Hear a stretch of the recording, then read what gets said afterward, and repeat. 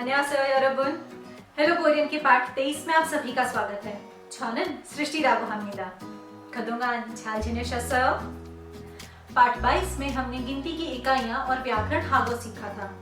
इस व्याकरण का हिंदी में समान अर्थ होता है और मुझे आशा है कि आप सबने गिनती की इकाइयां याद कर ली होंगी, जैसे म्योंग, भ्योंग, वन. 여러분, जब मैं कोरियाई भाषा सीख रही थी तो मैं भी गिनती की इकाइयों में कंफ्यूज होती थी, लेकिन निरंतर अभ्यास के साथ मैं अब इन्हें बिना किसी समस्या के उपयोग कर सकती हूँ. तो चलिए पार्ट 23 को शुरू करते हैं.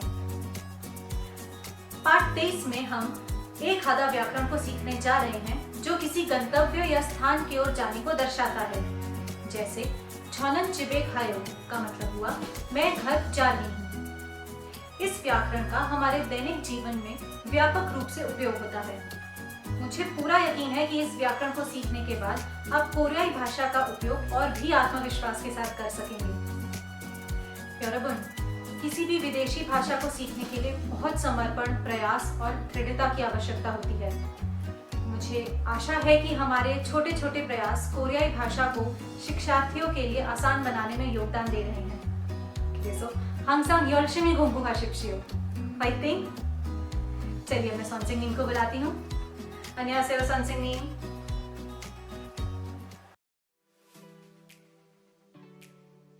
네, 감사합니다, 시스티 선생님. 안녕하세요, 여러분. स्वागत है आप सबका पार्ट 23 में ऑफ हेलो कोरियन. जैसा कि आप इस स्क्रीन पर देख सकते हैं कि पार्ट 23 में हम दैनिक गतिविधियां, जिनको कोरियन में इल्सांग सेंगवाल बोला जाता है, जो सेंटेंसेस हम अपनी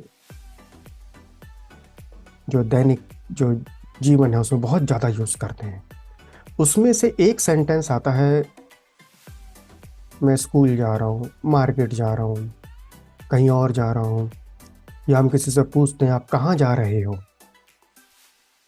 तो ये वाले जो सेंटेंस है आज हम इस पार्ट में बनाने सीख लेंगे. आप देख सकते हैं जो ग्रामर है, व्याकरण है, वो है एक आधा. एक आधा से हम वो सेंटेंस बनाते हैं जो ये बताने के लिए यूज़ करे जाते हैं कि हम कहीं जा रहे हैं, या किसी से पूछने के लिए आप कहाँ जा रहे हैं. चलिए आगे बढ़ते हैं. ये मैसेज उन छात्रों के लिए है जो आज इस लेक्चर को पहली बार सुन रहे हैं. ये कनेक्टेड सीरीज़ है. अगर आप जो प्रीवियस पार्ट है उनको देखेंगे तो आपको इसको समझने में बहुत आसानी रहेगी. यहाँ तक हम पहुँच चुके हैं. देखिए पार्ट 23 चल रहा है अभी, और इस पाठ के उद्देश्य जो हैं वो आपके सामने हैं. व्याकरण सीखनी है जो संज्ञा स्थान को बताती हैं. School, college, market, library, hospital, bank, उन नाउन्स के साथ में, उन संज्ञाओं के साथ में एक आधा जोड़ा जाता है. क्या दर्शाने के लिए? किसी गंतव्य या स्थान की और डायरेक्शन को बताना कि हम कहाँ जा रहे हैं. ये ग्रामर अब हम करने जा रहे हैं. सबसे पहले आप इस वार्तालाप को सुनिए. यहाँ पर क्या लिखा हुआ है. पहला जो वाक्य है सानवी जी का, उन्होंने पूछा अश्नी से, अश्नीशी औदी ये खायो, आप कहाँ जा रही हैं? तो अश्नी ने रिप्लाई करा, छौनन हक क्यों ये खायो, मैं स्कूल जा रही हूँ. फिर उन्होंने पूछा, उन सानवी जी से भी पूछा, सानवी शीनन औदी ये खायो. सानवी ने रिप्लाई करा, छौनन शी जान खायो. तो ये जो 3 वाक्य आपकी स्क्रीन पर है ना, 4 हैं टोटल, आपको इनमें ब्लू कलर से एक खायो, एक खायो, एक खायो दिख रहा है. ये वही ग्रामर है एक आधा. ये हमें सीखनी है. कैसे सीखनी है देखिए, आगे बढ़ते हैं थोड़ा सा. और इस अगर व्याकरण को यूज करना है तो हमें है ना कुछ बेसिक जो संज्ञाएं स्थान के लिए, स्थान बताने के लिए यूज करी जाती है, उनको पहले सीखना पड़ेगा. ये आप वोकैबुलरीज रट लीजिए. पहली है देखिए हाक्यो, स्कूल है मीनिंग. दूसरा गुब्जान, मीनिंग सबके सामने लिखे हैं. आई विल रीड सिर्फ कोरियन को पढ़ेंगे खाली. नंबर 3 है कोंघांग. नंबर 4 फैक्वाजोम. नंबर 5 शिक्तांग. नंबर 6 म्योंगशिल. नंबर 7 काफे. नंबर 8 वेसा एंड नंबर 9 फ्योंगवान। तो 9 तो यहाँ है, और अगली स्लाइड भी देखिए आप। 10 नंबर को देखिए फ्योनीचोम, नंबर 11 उन्हेंग, नंबर 12 उच्छेगुप, नंबर 3 फांगमुलगवान, नंबर 13 फांगमुलगवान, 14 खोंगवान एंड 15 चियाछॉल योक। ये 15 वर्ड्स याद कर लीजिएगा। देखिए, वर्ड्स को याद करे बिना भाषा तो नहीं है, ये बात बिल्कुल क्लियर है। जितने ज़्यादा आप वर्ड्स याद कर लेंगे उतनी जल्दी ही भाषा को आप यूज़ करना शुरू कर देंगे। आपको अच्छा भी लगेगा, आपको अंदर कॉन्फिडेंस भी आएगा, और आप और भी आगे पढ़ना फिर चाहेंगे। और ये जो वर्ड्स याद करने की जिम्मेदारी है ना, ये खाली आप ही की है। वर्ड बता दिए हैं आपको, याद कर लीजिएगा। और अब व्याकरण पर चलते हैं। व्याकरण आप देख सकते हैं, स्थान संज्ञाओं के साथ में एक आधा का हम कैसे यूज करते हैं। पहले इस व्याकरण को समझते हैं, इसका यूज क्या है। एक आधा को जो संज्ञा स्थान को दर्शाती है उनके साथ में जोड़ा जाता है विदाउट एनी स्पेस। ए जुड़ता है संज्ञा के साथ में, इसके बाद एक स्पेस है, फिर खादा है। और ये क्या दर्शाता है? इसी गंतव्य स्थान की और दिशा को दर्शाता है। मैं वहां जा रहा हूं, मैं वहां जा रही हूं, आप कहाँ जा रहे हो, ये वाले मुंजांग बनाने, जो ऐसे मुंजांग होते हैं उनके लिए यूज होता है। और इस व्याकरण का अगर हम व्यवहारिक अर्थ को अगर हम समझते हैं तो वो है की ओर जा रहा है, किसी स्थान की ओर जा रहा है, या जाना, किसी स्थान की ओर जाना। थोड़ा सा एनालिसिस कीजिए इस ग्रामर का जो स्ट्रक्चर है, उसमें एक ए है। ए के देखिए और भी बहुत सारे मीनिंग है कोरियन में, तो कंफ्यूज मत होइएगा। इस पाठ में ए का जो मतलब है वो क्या दर्शा रहा है? गंतव्य या स्थान को दर्शा रहा है। और खादा का मीनिंग है जाना, किसी स्थान पर जाना। टू गो है, ये एक वर्ब है। और आगे देखिए, इस व्याकरण को जो प्रयोग करने के लिए कुछ मुख्य नियम है वो ये है कि सिर्फ नाउन के साथ में, संज्ञा के साथ में यूज करना है, सिर्फ स्थान दर्शाने वाली संज्ञाओं के साथ में। इस पॉइंट को बार बार इसलिए बोला जा रहा है क्योंकि इसमें स्टूडेंट यहाँ बहुत मिस्टेक करते हैं। वो इसलिए करते हैं क्योंकि ए और भी बहुत जगह यूज होता है, टाइम बताने के लिए भी यूज होता है। हाँ, तो थोड़ा ध्यान से समझिएगा इसको, किसी और संज्ञा के साथ में इसको यूज नहीं करना। और जो संयोजन के नियम है बहुत आसान है। कोरियन भाषा में कोई भी प्लेस नाउन ले लीजिए, पाछिम है नहीं है कुछ नहीं देखना, उसके साथ में डायरेक्ट एक आधा जोड़ दीजिए, कंजुगेशन हो गया। पहला पॉइंट देखिए, चिप प्लस एक आधा, चिप एक आधा। नंबर 2 शीजांग, शीजांग का मीनिंग होता है मार्केट, प्लस एक आधा, शीजांग एक आधा, I am going to market. Number 3 हाक्यो प्लस एक आधा, हाक्यो एक आधा, मैं विद्यालय जा रहा हूँ। नंबर 4 भेसा प्लस एक आधा, भेसा एक आधा, मैं ऑफिस या कंपनी में जा रहा हूँ। तो ये 4 सेंटेंस है, आपको संयोजन क्लियर हो गया होगा कि कैसे इसको जोड़ा जाता है। बहुत आसान है ये ग्रामर, और बहुत इंपॉर्टेंट है, जरूरी भी है यहाँ पर। और अब आपने देखा कि इस व्याकरण में ए खादा में लास्ट में दा आ रहा है, और आप जानते हैं कि दा तो हटाना पड़ेगा। दा के साथ में हम वाक्य नहीं बना सकते कोरियन में। तो दा को हटाने के लिए हमारे पास 2 ऑप्शन है। पहला ऑप्शन तो ये है कि हम जो आयो ओयो जो सेमी फॉर्मल एंडिंग है उसके साथ वाक्य बना लेते हैं। देखिए नंबर 1 को देखिए, एक खादा बदल जाता है एक आयो में, जब आप कुछ बता रहे हैं और कोई पूछ रहे हैं तो एक आयो के बाद क्वेश्चन मार्क आ जाता है। बस यही फर्क है दोनों में, और कोई नहीं है।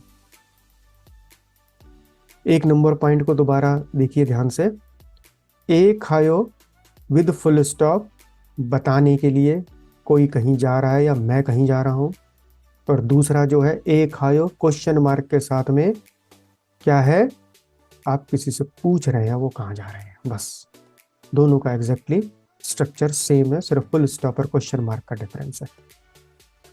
इसी तरह से पॉइंट नंबर 2 पर आइए। अगर हम औपचारिक वाक्य बनाना चाहते हैं, फॉर्मल सेंटेंसेस बनाना चाहते हैं, तो आप जानते हैं कि पाठ 18 में हमने एंडिंग कर चुके हैं हम पनिदा सुम निदा योरबन और पनिक्का सुम निक्का। तो इसमें क्या करना है, ए खादा बदल जाता है ए खामनिदा में, फुल स्टॉप, बताने के लिए कोई कहीं जा रहा है या हम कहीं जा रहे हैं। और इसी तरह से ए खादा बदल जाता है ए खाम निक्का, किसी से पूछने के लिए कि वो कहीं जा रहे हैं, वो कौन सी जगह जा रहे हैं, किस तरफ जा रहे हैं। तो ये है, ये इसको ध्यान से समझ लीजिएगा, क्योंकि प्रैक्टिकली आपको सारे वाक्य ऐसे ही मिलेंगे। कहीं पर भी आप कोरियन पढ़ेंगे ना, तो एक खादा तो कहीं मिलने वाला है नहीं, मिलेगा या तो एक खायो या एक खामनिदा एंड और एक खामनिक्का। थोड़ा टाइम लेके इसको ध्यान से समझिएगा, स्क्रीन को पॉज कर लीजिएगा, आगे बढ़ते हैं। इस व्याकरण का व्यवहारिक रूप से कैसे उपयोग करना है, थोड़ा सा इसको भी और देख लेते हैं। जैसा कि हमने अभी पिछली स्लाइड में देखा, ये फुल स्टॉप और क्वेश्चन मार्क दोनों के साथ में यूज होता है। फुल स्टॉप वाले सेंटेंस, पूर्ण विराम वाले सेंटेंस कौन से होते हैं, बताने के लिए होते हैं। उसमें नीचे उदाहरण देखिए, 2 नंबर जो लिखा हुआ है, छौनन दे हक क्यों एक आयो, मैं विश्वविद्यालय जा रही हूँ, जा रहा हूँ। दे हक क्यों यूनिवर्सिटी है, प्लेस नाउन है, उसके साथ में एक आधा जोड़ दिया। एक आधा के बाद में हमें दा को हटाने के लिए या तो आयो आयो ऐड करेंगे या पनीदा और निक्का ऐड करेंगे। ये तो हो गया कौन से, पूर्ण विराम वाले वाक्य। दूसरे पॉइंट पर आइए, जो प्रश्नवाचक वाक्य हैं, किसी से पूछना कोई कहीं जा रहा है, किस तरफ जा रहा है, कौन सी जगह जा रहा है। तो उसमें एक कोई भी एक प्लेस नाउन संज्ञा ले लीजिए, उसके साथ में एक आधा जोड़ दीजिए, आपके पास रूट सेंटेंस आ गया। अब दा को हटाने के लिए आयो आयो यूज कर लीजिए।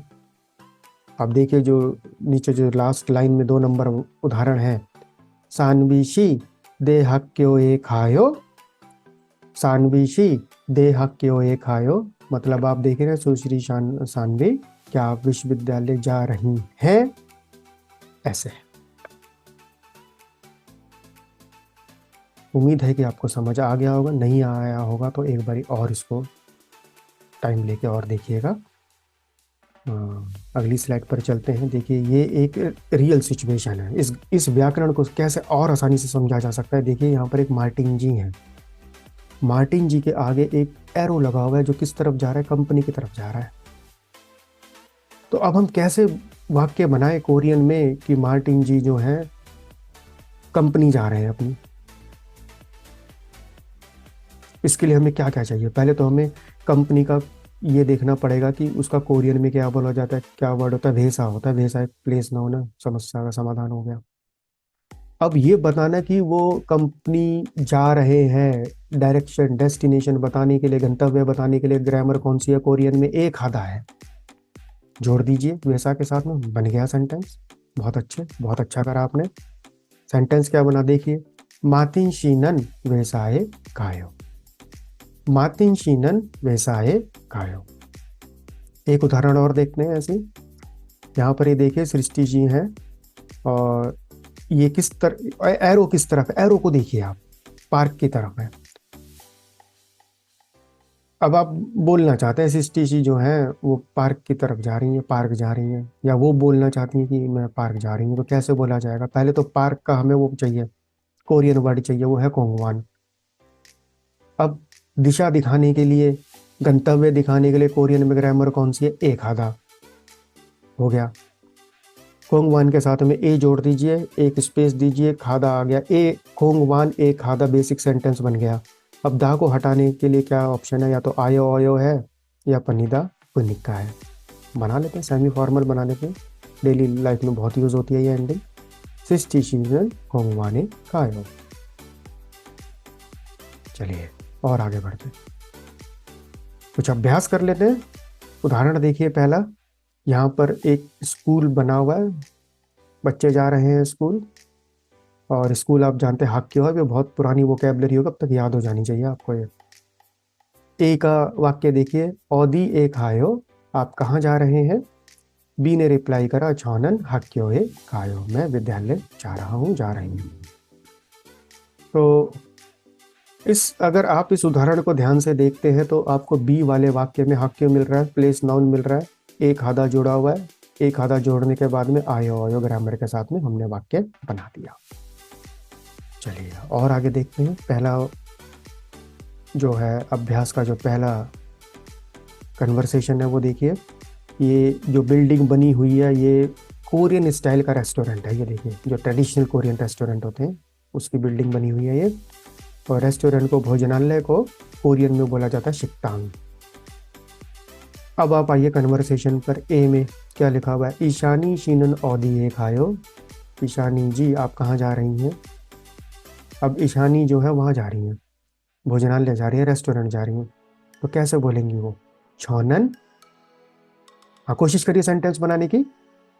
हाँ शिक्तांग, शिक्तांग है, शिक्तांग के साथ में एक खायो जोड़ दीजिए, सेंटेंस बन गया, छोनन शिक्तांगे खायो। इसी तरह से नंबर 2 है जो आप देख सकते हैं, सिनेमा हॉल है, गुपजांग है, गुपचांग। एंड ए का सेंटेंस देखिए, वाक्य देखिए, सानवी शीनन औदी ए खायो। सानवी शी सिनेमा हॉल जा रही हैं मूवी देखने, तो कैसे बोलेंगी वो, छोनन। सिलेक्ट प्लेस नाउन नाउ, गुपचांग। गुपजांग के साथ में एक हायो जोड़ दीजिए, सेंटेंस बन गया, मैं सिनेमा हॉल जा रही हूँ। और इसी तरह से नंबर 3 को देखिए, और समय चाहिए हो तो स्क्रीन को पॉज कर लीजिएगा प्लीज। 3 नंबर पर आइए। ये बिल्डिंग जो है शॉपिंग मॉल की है। शॉपिंग मॉल को कोरियन में फैक्वाचॉम बोला जाता है। ए का वो देखिए आप, वाक्य जो है, माती शीनन औदी ए खायो। माथिन शीनन औदी ए खायो। श्रीमान माथिन आप कहाँ जा रहे हैं, पूछा जा रहा है इसमें। अब मातिन जी जो है शॉपिंग करने शॉपिंग मॉल जा रहे हैं, वो कैसे रिप्लाई करेंगे, छोनन।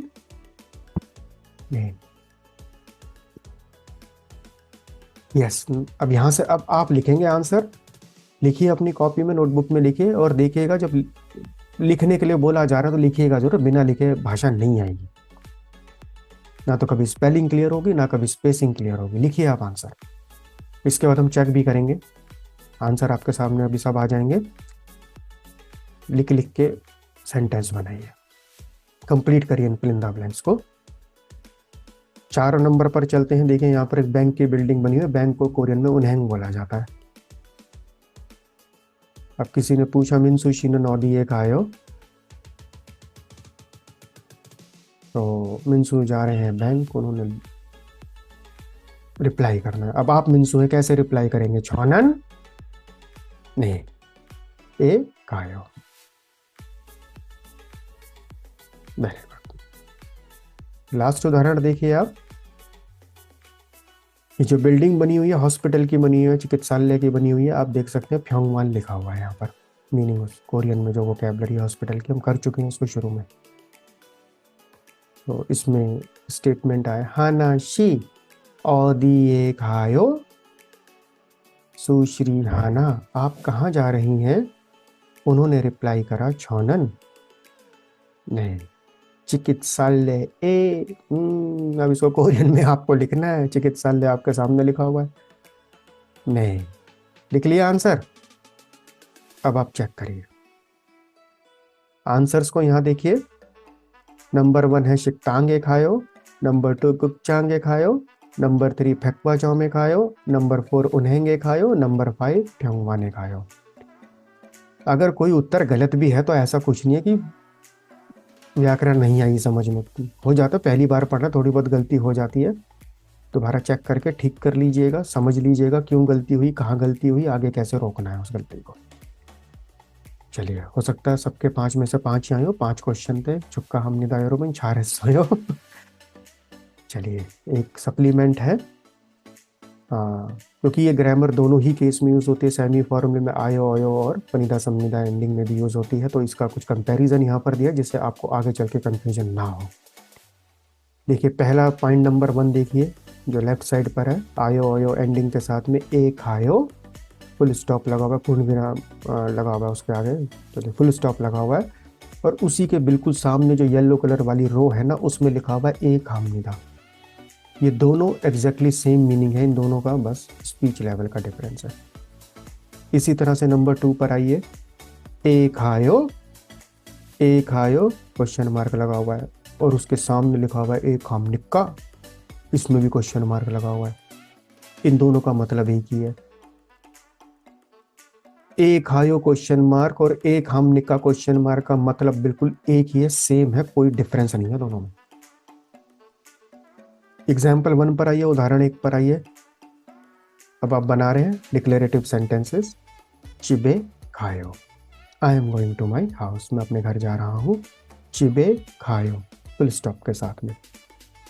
और उसके नीचे देखिए, चिबे खायो are you going to your home your own, question mark लगा हुआ है। आप घर जा रहे हैं, पूछ रहे हैं आप किसी से इसमें। और उसी के सामने जो येलो कलर में दोनों रोज हैं वो उसकी फॉर्मल स्पीच के पैटर्न्स हैं बराबर। चिबे खायो full stop is equal to चिबे खाम निदा फुल स्टॉप। चिबे खायो question mark is equal to चिबे खाम निक्का क्वेश्चन मार्क। फर्क क्या है दोनों में आप जानते हैं अच्छी तरह। ये दोनों व्याकरण एक दूसरे के साथ में बदली जा सकती हैं। अगर आप फॉर्मल औपचारिक स्थिति में अगर इस ग्रामर का यूज करें, किसी सीनियर से बात कर रहे हैं, टीचर से बात कर रहे हैं, प्रोफेसर से बात कर रहे हैं, कोई फॉर्मल सिचुएशन में, ऑफिस में है, कहीं मीटिंग है, तो आप चिबे खाम निदा चिबे खाम निका इसको यूज करिएगा।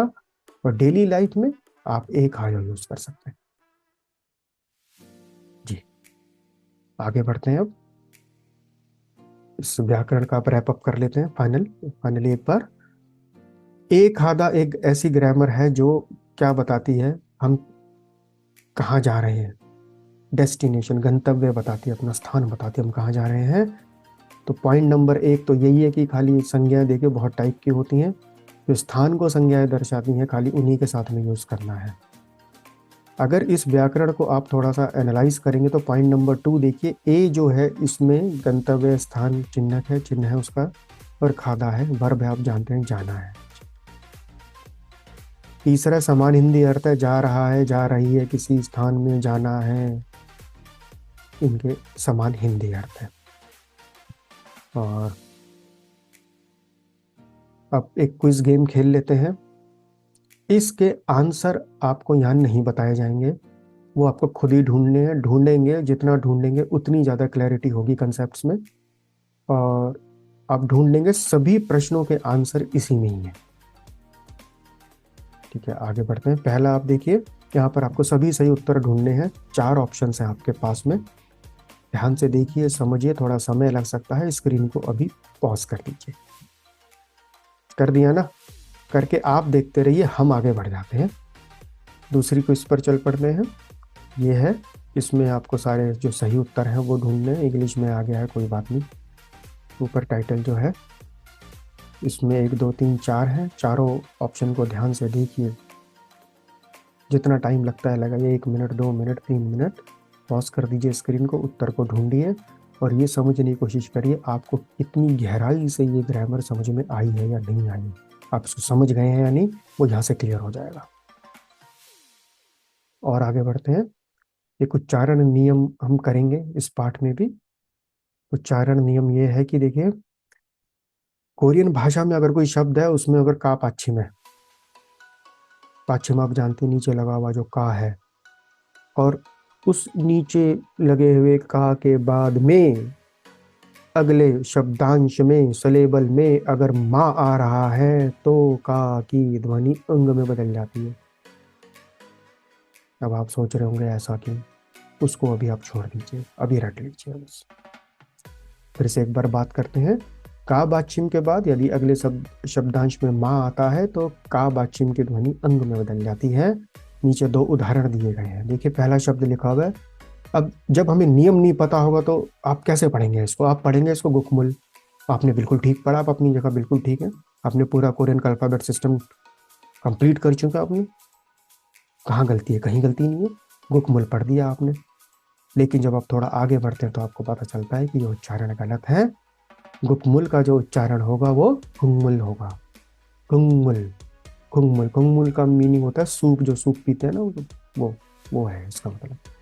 तो चलिए साथ में उच्चारण का अभ्यास करिए, बोलिए खुंगमुल। Well done. 잘했어। 1 टाइम मोर 여러분 다시 한번 कुंगमुल। Very good. इसी तरह से दूसरा उदाहरण देख लीजिए। अब स्पेलिंग तो है इसकी युकमान, नियम नहीं पता होगा तो युकमान ही पढ़ा जाएगा, लेकिन अब नियम पता चल गया। थोड़ा सा अलर्ट रहना पड़ता है, कोरियन भाषा में शुरू शुरू में सीखते हैं ना, इस टाइप के कॉम्बिनेशन आते रहते हैं बीच बीच में। का के बाद माँ है, ये रटना पड़ेगा आपको। आप इसका एक 1 पेजर बना लीजिएगा, पर जो उच्चारण के नियमों का है, और उनका अभ्यास करते रहिए। युकमान का जो उच्चारण होगा वो होगा युंगमान। युंगमान मीनिंग होता है 60,000, नंबर को दर्शाने के लिए, क्वांटिटी को दर्शाने के लिए। अभ्यास करते हैं, साथ में बोलिएगा। बोलिए युंगमान, युंगमान। एक बार और, युंगमान। Well done 여러분. 잘했어요. वाह, 똑똑한 학생이에요 여러분. पार्ट 23 हो गया पूरा। 축하합니다. Congratulations 여러분. 축하해요. 네, 잘했습니다. और उसके बाद हम पार्ट 24 में एक बहुत इम्पॉर्टेंट पार्टिकल है कोरियन में, सब्जेक्ट पार्टिकल है ईगा, वो कंप्लीट करेंगे, जो ये दर्शाता है कि हम इसमें ये सीखेंगे कि कैसे किसी ऑब्जेक्ट की, आइटम की, वस्तु की एग्जिस्टेंस को, वो वहाँ पर है या नहीं है, कैसे बताया जाता है, ये सीखेंगे। जैसे अभी कुछ देखिए, कुछ उदाहरण आपकी स्क्रीन पर आ गए हैं। नीचे देखिए उई जागा इस सो, इसमें जो गा लगा हुआ है ना, वो है वो पार्टिकल जो हम अगले पार्ट में करने जा रहे हैं। यहाँ एक कुर्सी है, वहाँ एक कुर्सी है, बस बताने के लिए नाउन्स के साथ में ऐड करा जाता है इसको। उसी तरह से दूसरा उसके नीचे है खाबांगे इस सोयो स्लैश अपसोयो, नहीं तो इसमें ई पार्टिकल लगा हुआ है। और आगे बढ़ते हैं, आपको धन्यवाद बोलते हैं, हमसामिदा बोलते हैं। आप बहुत मेहनत से कोरियन पढ़ रहे हैं, पढ़ते रहिए, आ जाएगी। बहुत आसान भाषा है। शुरू शुरू में थोड़ा सा लगता है कि हाँ मुश्किल आ रही है, लेकिन मुश्किलें आप जितनी बार रिवीजन करेंगे उतना वो आसान होता चला जाएगा। तो one more time 여러분, 안녕히 계십시오. See you in next lesson 24. 네. 안녕하세요 여러분. 공부를 잘하셨어요? 다시 한번 복습하실까요?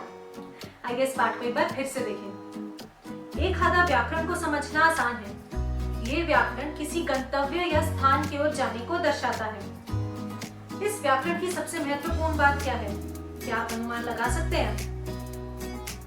जी हाँ, ये व्याकरण केवल स्थान संज्ञा के साथ ही जोड़ी जाती है, जैसे घर, कार्यालय, स्कूल आदि।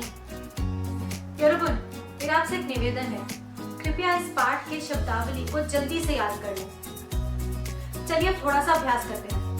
अगर मैं आपसे पूछती हूँ औदिए खायो, तो आप कह सकते हैं चिबे खायो, हाक्योए खायो, या फिर कोई और जगह जो आप बोलना चाहते हैं। चलिए तो फिर यरबुन, औदिए खायो,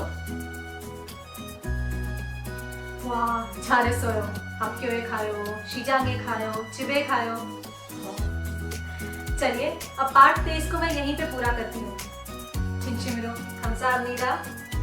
다음에 뵐게요. 안녕히 계십시오.